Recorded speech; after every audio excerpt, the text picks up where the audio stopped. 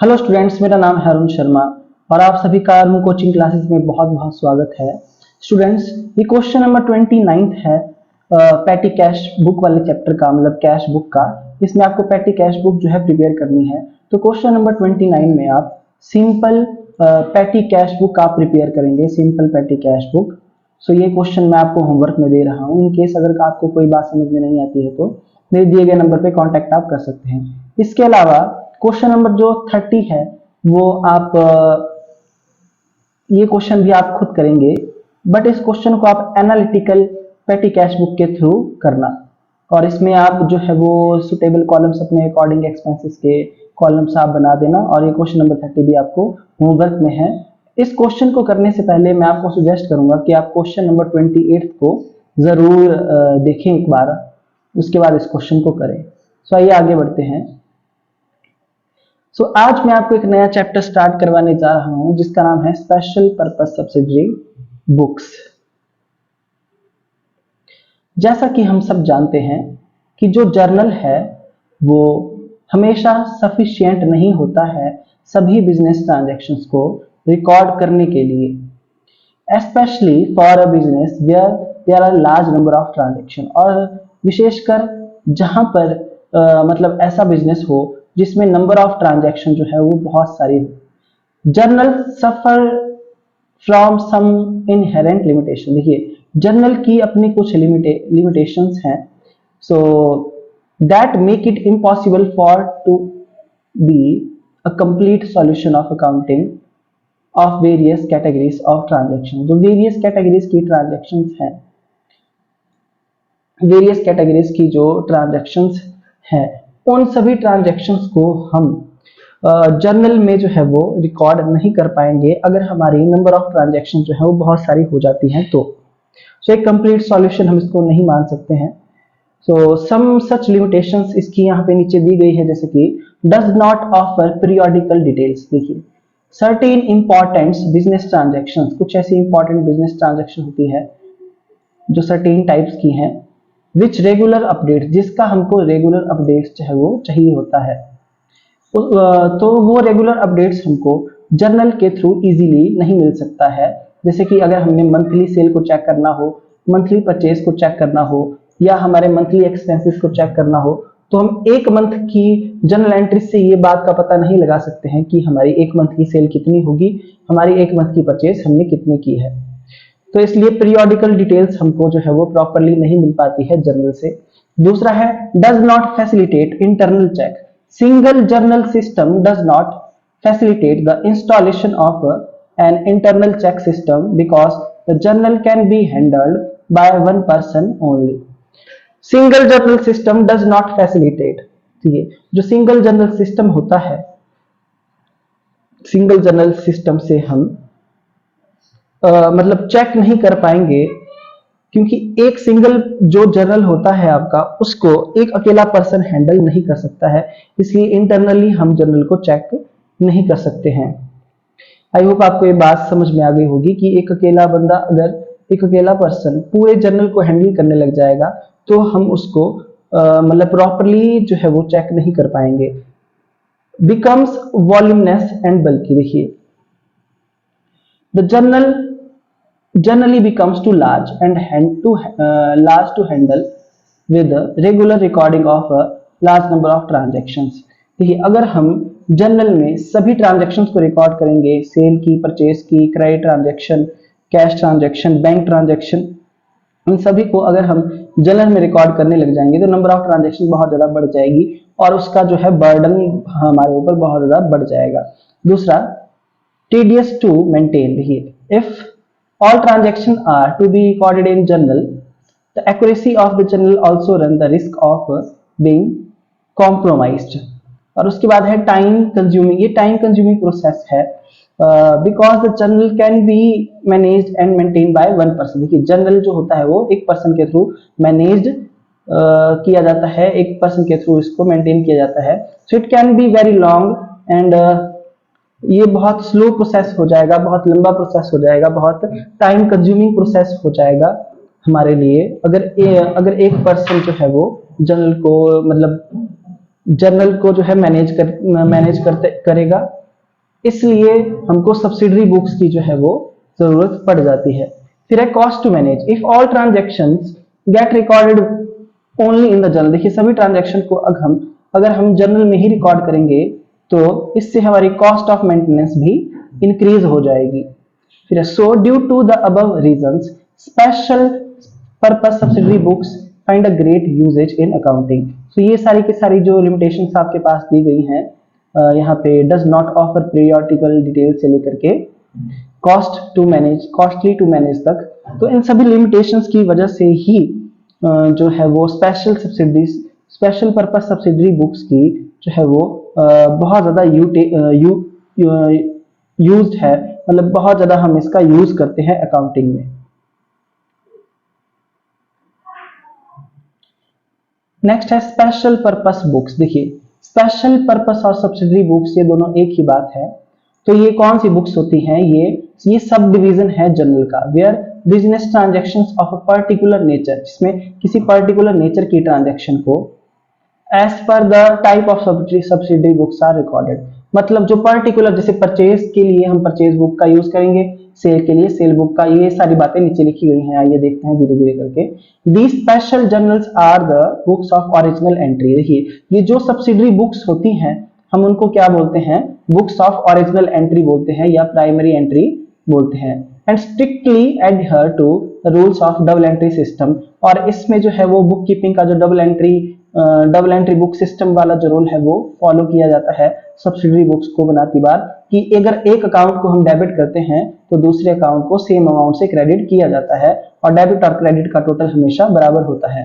Once subsidiary books are put into use the system of recording gets streamlined and transaction can be classified and grouped conveniently।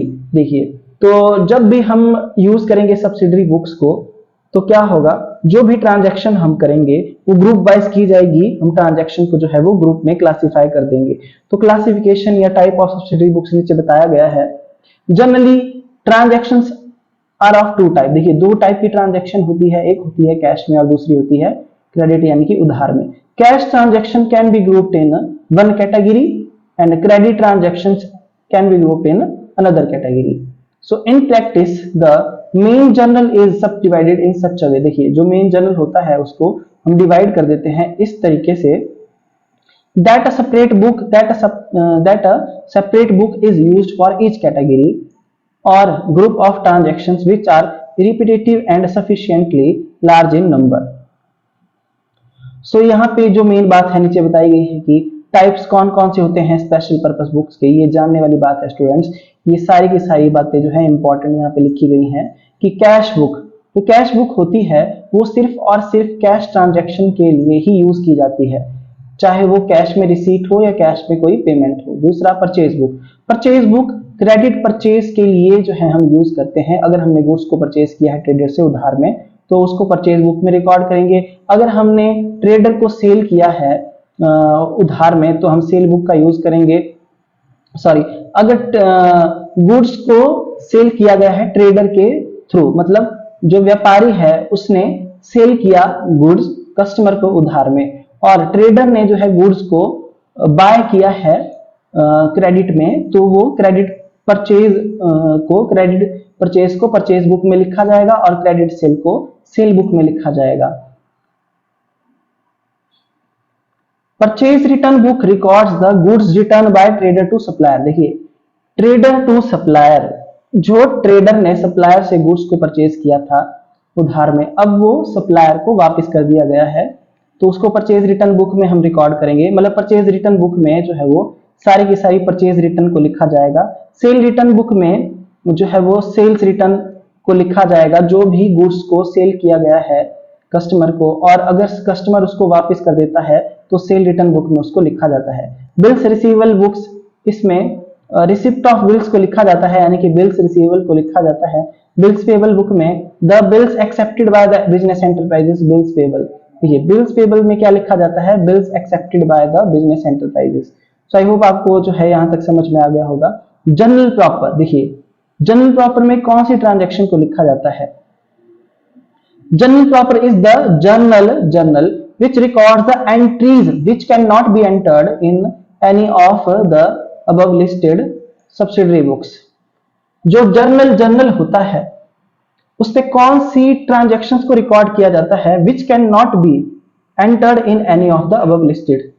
देखिए जैसे कि cash book से लेकर के bills payable तक जितनी भी बुक्स मैंने आपको बताई, जो ट्रांजैक्शंस इन 7 बुक्स में लिखी जाएंगी, उनको छोड़ करके बाकी जो रिमेनिंग ट्रांजैक्शन बच जाती है उसको हम जनरल प्रॉपर में लिखते हैं। जैसे कि एडजस्टमेंट एंट्री वगैरह जो हो गई हमारी, वो जनरल प्रॉपर में आएगी। सो आगे आगे इस चैप्टर में सब कुछ बताया गया है, तो धीरे धीरे मैं आपको हर एक बात की इंफॉर्मेशन देते जाऊंगा। देखिए यहाँ पे एक चार्ट बताया गया है ट्रांजैक्शंस का, जैसे day books, bills books, cash books और जनरल प्रॉपर का। सो ये क्लासिफिकेशन की गई है सब्सिडरी बुक्स की। तो डे बुक में कौन कौन सी बुक्स आ रही हैं आपकी? Purchase book, sale book, purchase return, sale return, ये डे बुक है, इनको हम डेली यूज करेंगे। बिल्स वाली बुक में, बिल्स रिसीवेबल और बिल्स पेबल, और इसके बाद आपकी कैश बुक है और फिर जनरल प्रॉपर है। तो ये क्लासिफिकेशन मैंने आपको बता दी है, ऊपर भी मैंने आपको इन सब के बारे में फुल डिटेल में बता दिया है। So one thing that must be kept in mind, तो देखिए कुछ बात आपको ध्यान क्या रखनी है with regard to subsidiary books, क्या that in each subsidiary book only one particular type of transaction are recorded. देखिए ईच सब्सिडरी बुक, हर एक प्रकार की सब्सिडरी बुक में सिर्फ और सिर्फ एक पर्टिकुलर टाइप की ट्रांजैक्शंस को हम रिकॉर्ड करेंगे। So we do not make entries in these books, we do not make entries, so हम कोई एंट्री नहीं करेंगे इन दीज बुक्स में। We do in journal, we do not make entries in these books as we do in the journal, so entries जो हम मतलब करेंगे इन books में, जैसे हम जर्नल में एंट्री करते थे वैसे इसमें एंट्री नहीं की जाएगी। मतलब इसमें जो एंट्री करने का तरीका होगा सब्सिडरी बुक्स में वो थोड़ा सा डिफर होगा। This is the reason why the formats of these books are modified in such a way that more information can be obtained from them accurately. So यही एक कारण है कि जर्नल में जो ट्रांजैक्शन को रिकॉर्ड किया जाता है वो डेबिट और क्रेडिट में लिखा जाता है और नरेशन लिखी जाती है, बट सब्सिडरी बुक्स में जब ट्रांजैक्शन को हम रिकॉर्ड करेंगे तो उसको रिकॉर्ड करने का जो तरीका होगा वो थोड़ा सा अलग होगा। इसीलिए इसके फॉर्मेट को इन्होंने मॉडिफाई किया है कि उससे और ज्यादा इंफॉर्मेशन हमको जो है ऑब्टेन हम कर सके सब्सिडरी बुक्स से। आई होप आपको ये बात समझ में आ गई होगी। एक बार मैं फिर से बता देता हूं कि we do not make entries in these books as we do in the journal, कि जैसा हमने जर्नल में एंट्रीज की हैं उस तरीके से हम सब्सिडरी बुक्स में एंट्री को पास नहीं करते हैं, उसका तरीका थोड़ा अलग होता है। While using subsidiary books we do not change the principle of accountancy. देखिए जो अकाउंटेंसी का प्रिंसिपल है डबल एंट्री सिस्टम जो है, हम उसको चेंज नहीं करेंगे जब भी हम सब्सिडरी बुक्स का इस्तेमाल करेंगे, but rather follow them more consistently, उसको मोर कंसिस्टेंटली हम यूज करेंगे। It is also very important to mention that क्या total of each book is transfer to corresponding account. जो भी purchase book, sale book, purchase return, sale return का जो भी हम मतलब टोटल करेंगे, उस टोटल को हम कहाँ पे ट्रांसफर करेंगे? जो इसका कंसर्न अकाउंट होगा। जैसे कि परचेज बुक को परचेज अकाउंट में, सेल बुक को सेल अकाउंट में, परचेज रिटर्न को परचेज रिटर्न अकाउंट में, सेल रिटर्न बुक को सेल रिटर्न अकाउंट में ट्रांसफर कर देंगे। हर मंथ का जो है वो हर मंथ का हर बुक का टोटल किया जाएगा और मंथ के एंड में टोटल किया जाएगा और उसके बाद उसको जो है कंसर्न अकाउंट में ट्रांसफर कर दिया जाएगा। फॉर एग्जांपल के लिए जैसे हमने टोटल किया है परचेज बुक का at the end of month, तो उस टोटल को हम परचेज अकाउंट में ट्रांसफर करेंगे। ठीक है, परचेज बुक के टोटल को परचेज अकाउंट में ट्रांसफर करेंगे, सेल बुक के टोटल को सेल अकाउंट में ट्रांसफर करेंगे, परचेज रिटर्न के बुक को परचेज रिटर्न अकाउंट में ट्रांसफर करेंगे और सेल्स रिटर्न के टोटल को जो होगा टोटल सेल्स रिटर्न का उसको सेल रिटर्न अकाउंट में ट्रांसफर किया जाएगा। तो इस तरीके से जो है क्वेश्चन को करते हैं। आगे मैं आपको बताऊंगा प्रैक्टिकली ये सारी बातें करके, खुद आपको इसका एक क्वेश्चन करवाऊंगा। सो यहाँ पे ध्यान देने वाली बात क्या है कि देखिए जो सीबीएसई का जो सिलेबस है स्टूडेंट्स, उसमें बिल्स रिसीवेबल बुक और बिल्स पेबल बुक जो है आपके सिलेबस में नहीं है। While in the previous chapter the method of recording of transaction in cash book was discussed. So ये बात एक ध्यान देने वाली है कि बिल्स रिसीवेबल बुक और बिल्स पेबल बुक आपके सिलेबस में नहीं है। आगे बढ़ते हैं। अब मेन बात आती है कि परचेज बुक क्या होती है। सो इसके बारे में पूरा डिटेल में यहाँ पे बताया गया है। परचेज बुक जिसको हम बोलते हैं bought day book, purchase journal और invoice book, it is use to record all credit transaction of goods. देखिए, जो भी हम गुड्स उधार में परचेज करते हैं वो सारी की सारी ट्रांजेक्शन्स कहां पे रिकॉर्ड की जाती हैं? परचेज बुक में रिकॉर्ड की जाती हैं। Which are meant for resale in the business, which are meant for resale in the business. तो गुड्स कौन सी होती है? गुड्स वो आइटम है जिसको हमने बिजनेस में परचेज किया है रिसेल पर्पज से।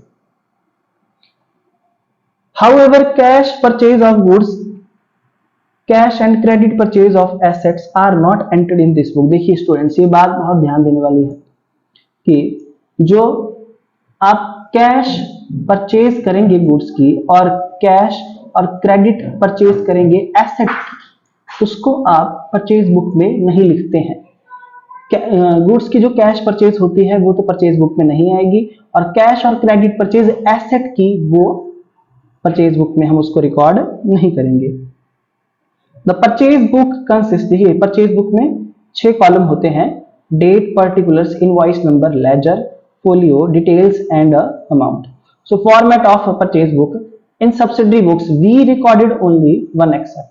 देखिए सब्सिडरी बुक्स में क्या होता है, हम ट्रांजेक्शन का एक एक्सपेक्ट रिकॉर्ड करते हैं, या तो डेबिट या तो क्रेडिट।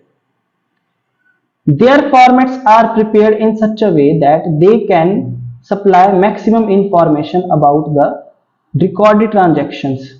देखिए, so their formats are prepared in such a way, जो उसके फॉर्मेट्स होते हैं हम उनको इस तरीके से बनाएंगे कि उससे हमको मैक्सिमम इंफॉर्मेशन जो है वो सप्लाई हो सके ट्रांजैक्शन के बारे में। तो ये परचेज बुक का फॉर्मेट आपके सामने दिया गया है, जैसा कि आप इसको देख सकते हैं। सो इसमें सबसे पहला कॉलम जो होता है वो डेट का होता है, दूसरा पर्टिकुलर्स का होता है, तीसरा इनवॉइस नंबर का होता है, चौथा लेजर फोलियो का, फिर डिटेल्स का, इस तरीके से, फिर cost, inputs, input CGST, input SGST, input IGST, freight और टोटल अमाउंट, इस तरीके से जो है वो दिया होता है। पर जो मेन कॉलम आपके जो इन्होंने बताए हैं कि 6 कॉलम होते हैं, पहला है डेट का, दूसरा है पर्टिकुलर्स का, फिर है इनवॉइस नंबर का, लेजर फोलियो का, उसके बाद डिटेल्स का, और फिर उसके बाद जो है वो अमाउंट का होता है।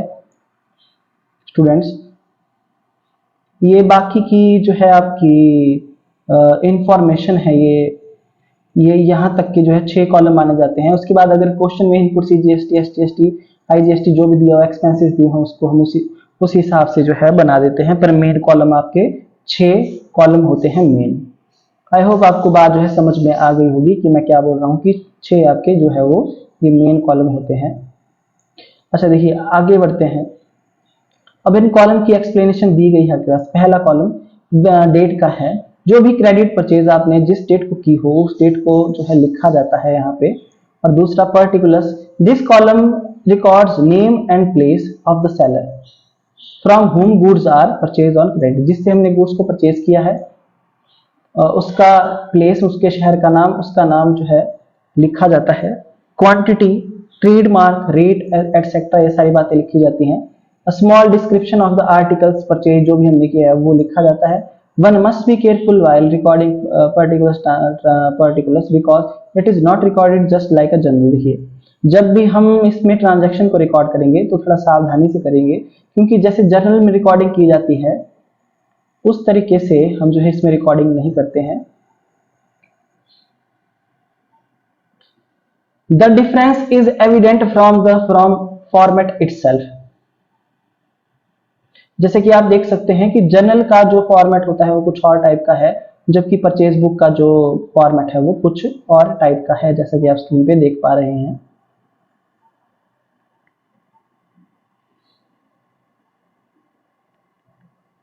इनवॉइस नंबर, इस कॉलम में जो है वो सीरियल नंबर लिखा जाता है इनवॉइस का या बिल का। Is recorded which is received along with the purchase goods. उसके बाद लेजर फोलियो, इसमें पेज नंबर लिखा जाता है लेजर का। So page number of a ledger is recorded on which personal account of a supplier appears. उसके बाद details, it includes the value of each purchase item and other details of the invoice and each amount is shown separately. देखिए, it includes the value of each purchased item. इसमें क्या किया जाता है, इसमें detail में हम क्या इंक्लूड करते हैं, वैल्यू करते हैं रिकॉर्ड को, जो भी हमने ईच आइटम को परचेज किया है उसकी वैल्यू को रिकॉर्ड करते हैं। And the other details of the invoice और each amount is shown separately, और अमाउंट जो है वो सेपरेटली शोन किया जाता है। This is the common in which trade discount is subtracted. देखिए, इस कॉलम में, डिटेल वाले कॉलम में, this is the column in which, जिसमें ट्रेड डिस्काउंट को क्या किया जाएगा, सब्ट्रैक्ट किया जाएगा, and GST and packing charges को ऐड किया जाएगा। उसके बाद आगे देखते हैं cost. It includes the cost of goods purchase excluding GST, मतलब इसमें कॉस्ट लिखी जाएगी कॉस्ट वाले कॉलम में, और वो भी जीएसटी को एक्सक्लूड करके। इनपुट सीजीएसटी, तो इसमें वो सीजीएसटी का अमाउंट दिखाया जाता है जो कि पेबल होता है इंट्रास्टेट परचेज पर। इनपुट एसजीएसटी, इसमें अमाउंट शो किया जाता है एसजीएसटी पेबल का, जो इंट्रास्टेट परचेजेस पर पेबल है।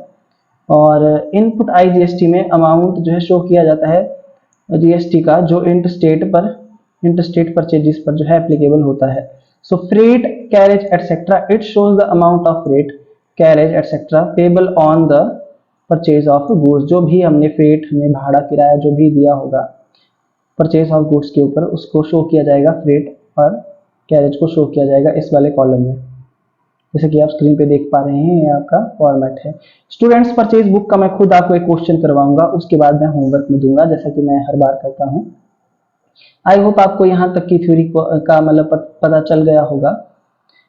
फिर नेक्स्ट है amount. It includes the net amount of the invoice arrived at after subtraction and addition made in details column at the end of each month.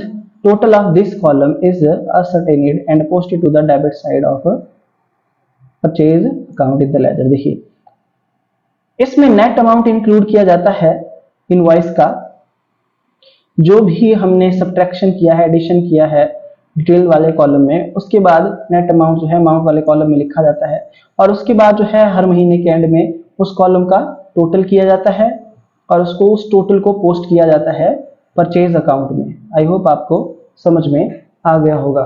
फिर है features of purchase book. Features कौन कौन से हैं? The features of purchase book are, नीचे दिखाए गए हैं, are as below. It records only credit purchases of goods. इसमें क्रेडिट परचेज दिखाई जाती है गुड्स की, in which the business is involve for trading. दूसरा, it ignores cash purchase of goods. इसमें कैश परचेज को नहीं लिखा जाता है गुड्स की। In which the business involve for trading since because they are recorded in cash book. भी जो कैश परचेज होगी गुड्स की, उसको कैश बुक में लिखा जाएगा। जो उधार वाली परचेज है क्रेडिट की, उसको परचेज बुक में लिखा जाएगा। उसके बाद it records only the net amount from invoices. इसमें कौन से अमाउंट को रिकॉर्ड किया जाएगा? Net amount from invoices that have been received from the supplier, जो हमको मतलब सप्लायर से मिल चुका होगा। नेट अमाउंट को हम यहाँ पे क्या करेंगे? रिकॉर्ड करेंगे। It records purchase particulars in great detail unlike the general. देखिए, जो भी परचेज हम पर्टिकुलर के कॉलम में यहाँ पे रिकॉर्ड करेंगे वो पूरा डिटेल में होगा। मतलब सेलर का, जो बेचने वाला पर्सन था जिसने हमको गुड्स को बेचा है, सप्लायर की सारी डिटेल लिखी जाएगी, उसका एड्रेस और वाउचर नंबर वगैरह सब कुछ, कितने पीसीस हमने खरीदे हैं। तो मैं आपको खुद क्वेश्चन कराऊंगा परचेज बुक का, तो आपको पता चल जाएगा। आई होप आपको फीचर्स जो है वो समझ में आ गए होंगे फीचर्स इसके।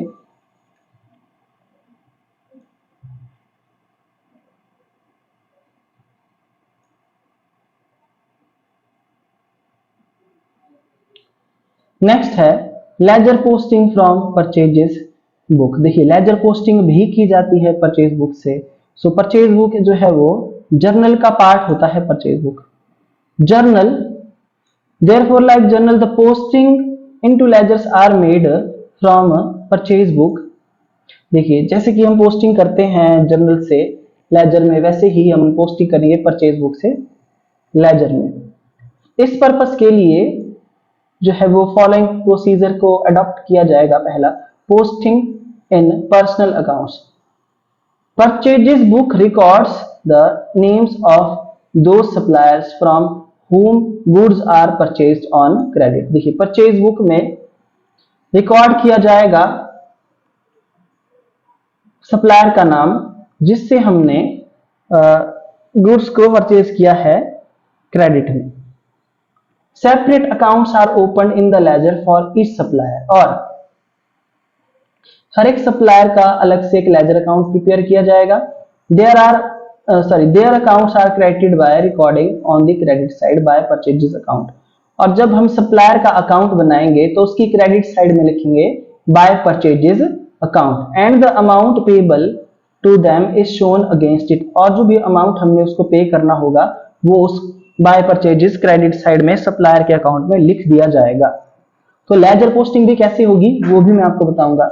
Date of purchases is also recorded. देखिए जो डेट होगी परचेज करने की, जो भी डेट होगी उसको भी रिकॉर्ड किया जाएगा डेट वाले कॉलम में। सो ये हो गई पोस्टिंग हमारे पर्सनल अकाउंट में यानी कि सप्लायर के अकाउंट में। नेक्स्ट है पोस्टिंग इन परचेज अकाउंट। देखिए परचेज अकाउंट में भी पोस्टिंग होगी। Monthly total of purchase book, जो टोटल करेंगे हम परचेज बुक का उसको हम क्या करेंगे, उसको डेबिट करेंगे परचेज अकाउंट में by recording on debit side to sundries as per purchases book. देखिए सन्ड्रीज का मतलब है यहाँ पे टोटल से। हम to sundries as per purchases book debit side में रिकॉर्ड करेंगे परचेज अकाउंट की, और जो भी हमने परचेज बुक का टोटल किया हुआ होगा उसको वहां पे लिख देंगे। And the amount of monthly total of purchase book is shown against it at the end of the month. The amount of monthly total of purchase book, जो अमाउंट होगा परचेज बुक का उसको हम शो कर देंगे at the end of the month. Month के and में जो मतलब टोटल दिखा रहा होगा टोटल परचेज बुक का उसको हम परचेज अकाउंट में डेबिट साइड में लिखेंगे to sundry as per purchases book. I hope आपको इतना जो है वो समझ में आ गया होगा। It should be noted that, देखिए कुछ बातें यहाँ पे ध्यान देने वाली क्या है। Only credit purchases are recorded in the purchase book. सिर्फ उधार वाली परचेज को ही परचेज बुक में रिकॉर्ड किया जाएगा। कैश परचेजेस को हम कहाँ रिकॉर्ड करेंगे, कैश बुक में। सो it is essential that the posting of cash and credit purchases be made in purchase account. देखिए तो ये बात ध्यान देने वाली क्या है कि परचेज अकाउंट में कैश परचेज को तो दिखाया ही जाएगा, मतलब पोस्ट किया ही जाएगा, पर साथ में क्रेडिट को परचेज को भी हम पोस्ट करेंगे। यानी कि क्रेडिट परचेज और कैश परचेज दोनों को परचेज अकाउंट में हम शो करेंगे। सो साइमल्टेनियसली, एक ही बार में। देखिए so that total purchase can be, जिससे हमको टोटल परचेज का पता चल सके कि हमने टोटल कितना परचेज किया है। सो इससे रिलेटेड जो भी क्वेश्चन होगा परचेज बुक का वो मैं आपको खुद करवाऊंगा स्टूडेंट्स। फिलहाल आप अभी थ्योरी को ध्यान से समझिए, जहां भी आपको पता ना चले आप जो है वो मेरे दिए गए नंबर पे कांटेक्ट कर सकते हैं। देखिए नेक्स्ट है परचेज बुक में और परचेज अकाउंट में क्या डिफरेंस है। पहला है नेचर का, कि परचेज बुक में हम क्रेडिट परचेज ऑफ गुड्स को रिकॉर्ड करते हैं। मतलब गुड्स क्या होते हैं जिसको हमने रिसेल करना है, जो हमने खरीदे हैं, जो आइटम हमने खरीदी है बेचने के पॉइंट ऑफ व्यू से, जिसमें बिजनेस अपना बिजनेस कर रहा है, जिस आइटम में वो गुड्स होती हैं। और परचेज अकाउंट में जो है वो कैश और क्रेडिट परचेज दोनों को रिकॉर्ड किया जाता है, जबकि परचेज बुक में सिर्फ क्रेडिट परचेज ऑफ गुड्स को रिकॉर्ड किया जाता है for resale material and source. Next है पर्पस। परचेज बुक को क्यों बना रहे हैं हम, to record only credit purchases of goods. meant for resale or consumed in production, and distinct them from all other credit purchases in the business of goods not dealt in। अच्छा, और purchase account को बनाया जा रहा है cash और credit purchase के लिए। जो भी हमने गुड्स को परचेज किया है कैश में, क्रेडिट में, इसके लिए फॉर रिसेल और consume in production and maintain a complete track of such purchases made. So I hope आपको इतना जो है वो समझ में आ गया होगा पर्पस कि क्यों बनाया जा रहा है। उसके बाद है सब डिवीजन। ये जर्नल का एक पार्ट है परचेज बुक, और ये लेजर का पार्ट है आपका परचेज अकाउंट।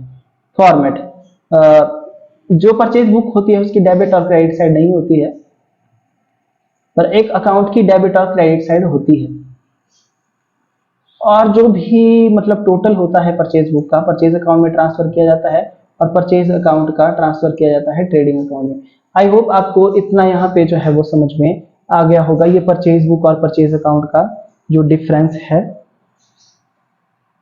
कि हम जो है परचेज बुक में सिर्फ परचेज ऑफ गुड्स जो क्रेडिट परचेज होती है उसको रिकॉर्ड करते हैं, जो रिसेल पर्पस के लिए हमने खरीदी है या प्रोडक्शन में कंज्यूम करने के लिए। एंड जो आपका परचेज अकाउंट होता है वो कैश और क्रेडिट परचेज दोनों के लिए बनाया जाता है। आई होप आपको समझ में आ गया होगा इतना। नेक्स्ट आगे बढ़ते हैं,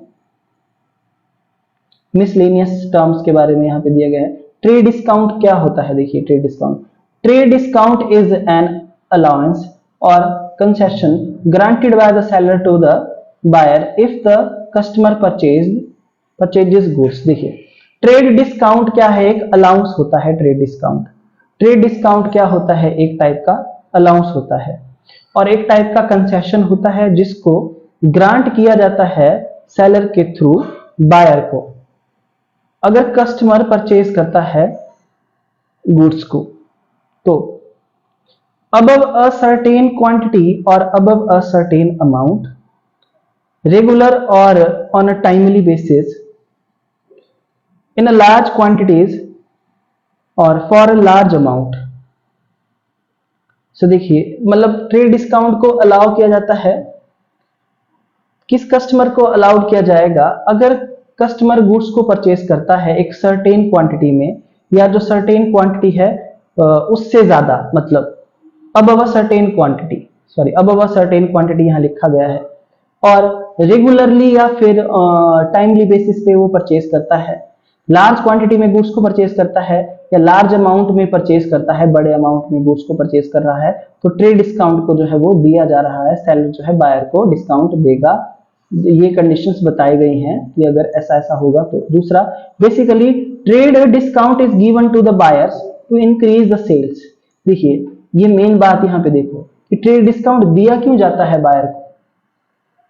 खरीदने वाले को ट्रेड डिस्काउंट देंगे हम सेल को बढ़ाने के लिए, through concession in price depending upon the business policy. तो ये बिजनेस की पॉलिसी पे डिपेंड करेगा।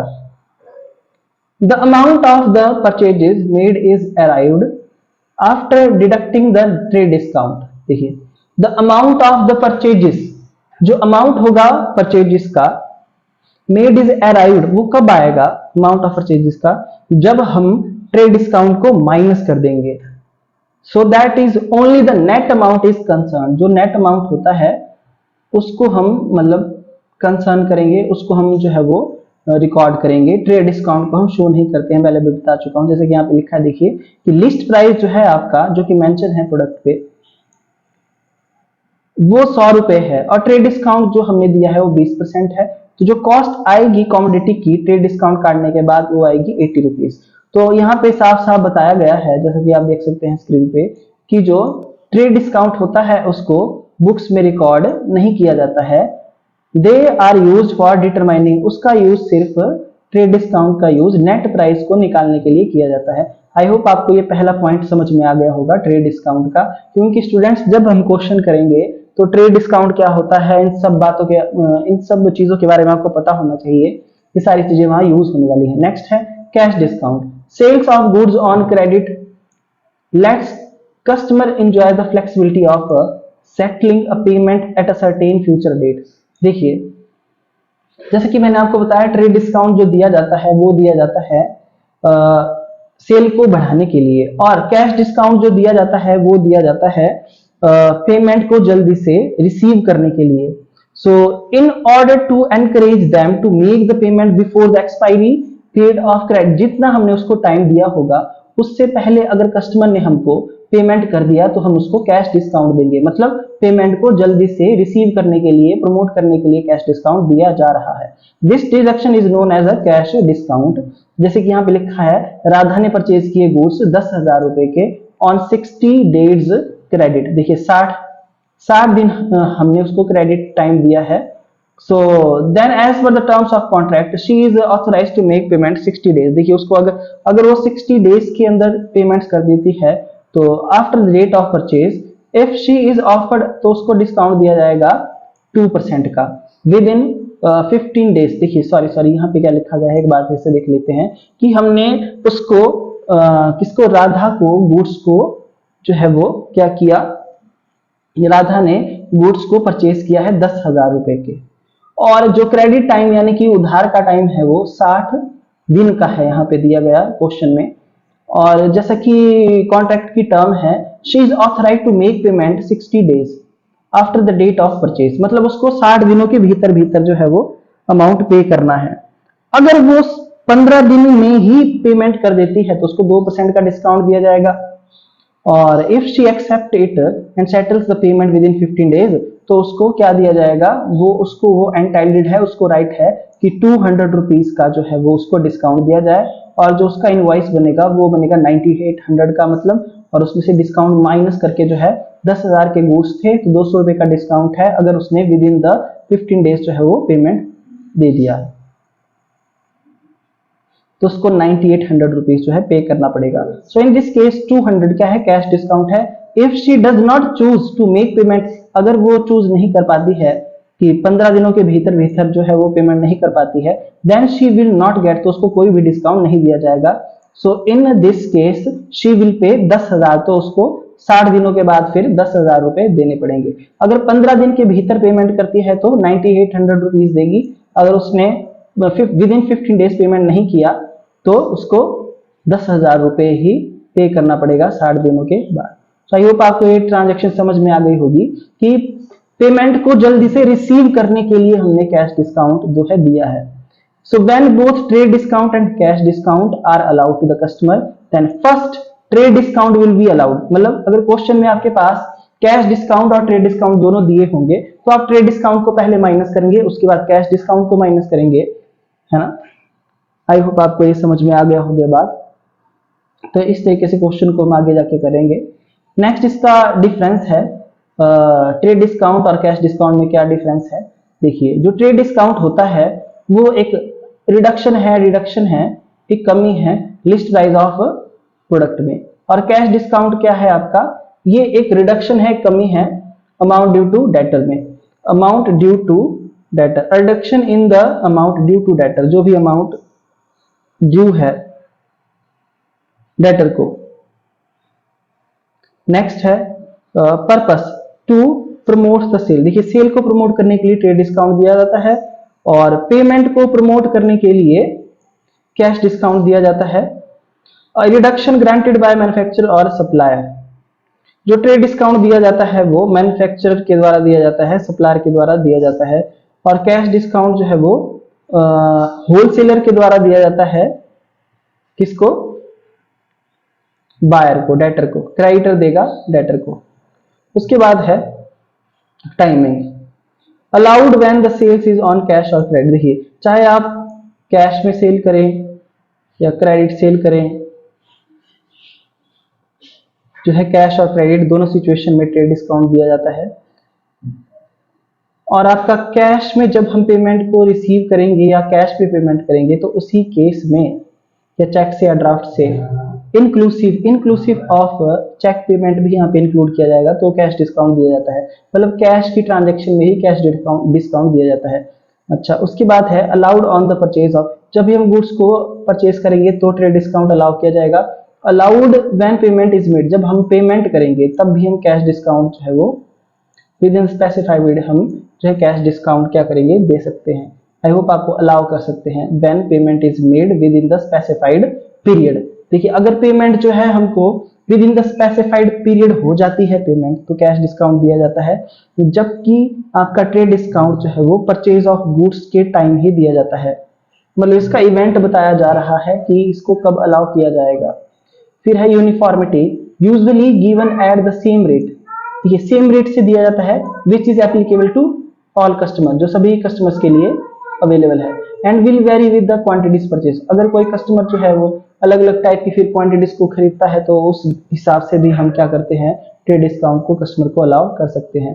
Varies from customers to customer depending on the time, देखिए जो कैश डिस्काउंट दिया जाता है, जो भी टाइम है पेमेंट का पीरियड जो है, किसी को 60 दिन का है, किसी को 30 दिन का है, तो उसके ऊपर जो है वो इसकी rate of cash discount depend करता है। आई होप आपको बात समझ में आ गई होगी। फिर नॉट शोन इन द, देखिए ट्रेड डिस्काउंट को बुक्स ऑफ अकाउंट्स में शो नहीं किया जाता है। It is shown by way of deduction in the invoice itself, और जो कैश डिस्काउंट होता है उसको बुक्स ऑफ अकाउंट्स में दिखाया जाता है, but it is not shown in the invoice, cash discount को इनवॉइस में नहीं दिखाया जाता, ट्रेड डिस्काउंट को दिखाया जाता है, जैसे कि इसमें यहाँ पे दिखाया गया है। पर बुक्स ऑफ अकाउंट में जो है ट्रेड डिस्काउंट की रिकॉर्डिंग नहीं की जाती है, कैश डिस्काउंट की रिकॉर्डिंग की जाती है बुक्स ऑफ अकाउंट्स में। नेक्स्ट है ledger account, a separate account is not open in the ledger, trade discount के लिए हम कोई भी लेजर अकाउंट नहीं बनाते हैं, जबकि कैश डिस्काउंट के लिए लेजर बनाया जाता है डिस्काउंट रिसीव और डिस्काउंट अलाउड का। नेक्स्ट है goods and services tax, GST. As explain, जैसे कि पहले बताया जा चुका है कि गुड्स एंड सर्विसेज टैक्स एक ऐसा टैक्स है, एक टाइप ऐसा टैक्स है जिसने सभी इनडायरेक्ट टैक्सेस को रिप्लेस कर दिया है हमारी कंट्री में, इंडिया में। इट इज एक नेशनल टैक्स है और एक यूनिफॉर्म टैक्स है सभी स्टेट्स के लिए, मतलब एक समान टैक्स लगाया जाएगा। That is only one rate जो है वो पूरे के पूरे इंडिया में, पूरे के पूरे कंट्री में, across all parts of the country prevail होगा, सभी जगह एक ही रेट प्रचलित है।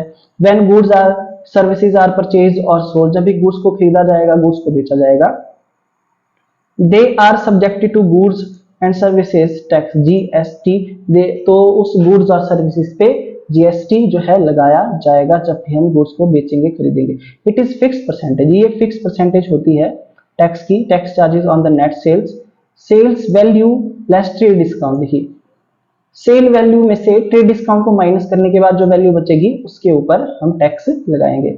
When there is a supply of goods and services, जब गुड्स और सर्विसेज की सप्लाई की जाएगी within a state, it is known as a intra state supplies, तो हम उसको क्या बोलेंगे, इंट्रा स्टेट सप्लाई बोलेंगे। So in this case centre will be impose CGST, अगर इंट्रा स्टेट सप्लाई होगी तो सीजीएसटी और एसजीएसटी जो है वो लगाया जाएगा, मतलब आप देख सकते हैं, ये बात मैंने आपको पहले भी बताई है।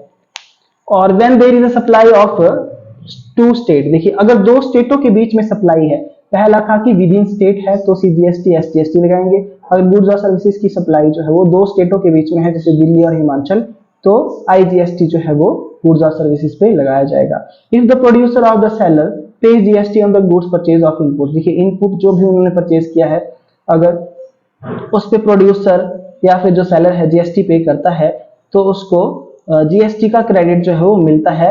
When he converts input into output, जब वो अपनी परचेजेस को सेल में कन्वर्ट करेगा तो सेल करती बार उसको इनपुट टैक्स क्रेडिट मिल जाएगा, आईटीसी मिल जाएगा, जो भी जीएसटी उसने परचेज करती बार पे किया था।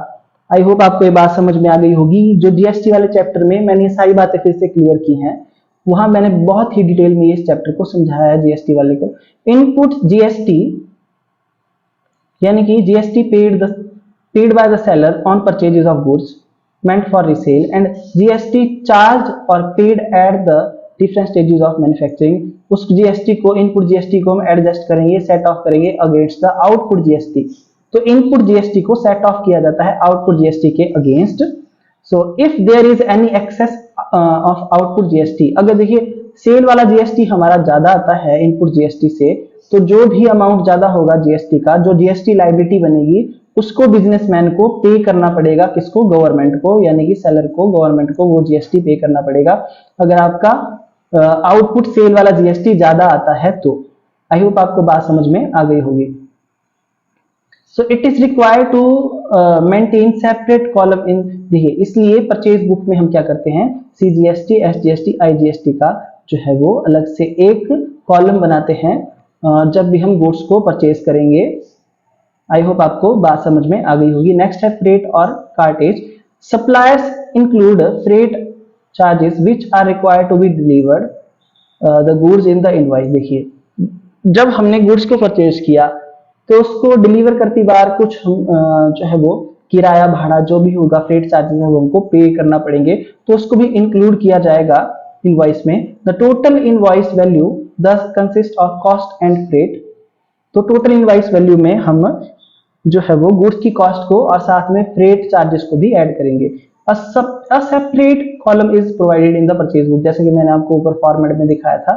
तो फ्रेट को रिकॉर्ड करने के लिए अलग से हम क्या बनाते हैं, एक फ्रेट कॉलम बनाते हैं।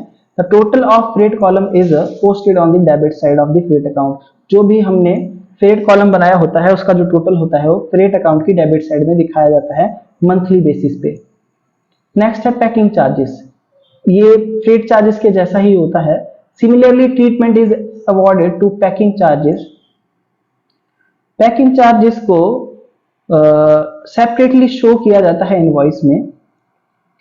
अ separate column is also provided for it in the purchase book.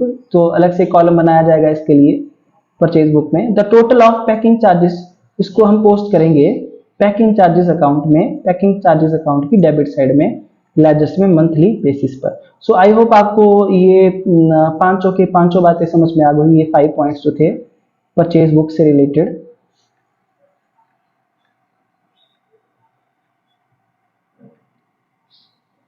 So students ये थी हमारी परचेज बुक। इसके बाद सेल बुक की बारी आती है। तो सेल बुक क्या होती है, कैसे बनाई जाती है, तो ये सारी बातें मैं आपको नेक्स्ट वीडियो में नेक्स्ट लेक्चर में बताऊंगा। और इस लेक्चर के बाद जो है हम परचेज बुक से रिलेटेड क्वेश्चंस करेंगे। सो आई होप आपको कोई बात समझ ना आई हो तो आप मेरे दिए गए नंबर पे कांटेक्ट कर सकते हैं। Thank you so much.